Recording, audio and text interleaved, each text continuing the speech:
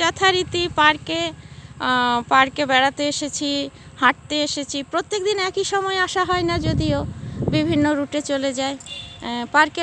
পার্কটা বেশ সুন্দর সাজিয়েছে পার্ক কর্তৃপক্ষ, ভীষণ ভালো লাগছে। ওই যে তেনারা আসছেন, আবার সাফা করবেন এই শুকনো পাতাগুলিকেও একটি একটি করে তুলে নিয়ে সুন্দর সুসজ্জিত করবে।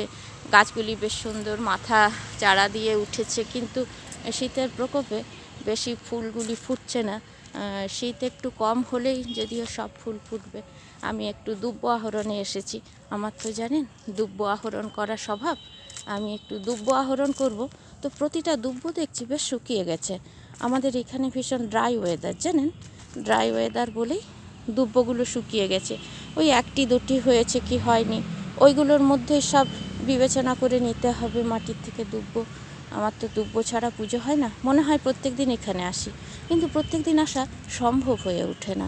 বিভিন্ন রুটে চলে যাই, বাজারের দিকে চলে যাই, বিভিন্ন কাজে চলে যাই। আচ্ছা, আজ এই পর্যন্ত।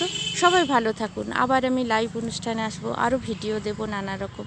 সবাই ভালো থাকুন বন্ধুরা।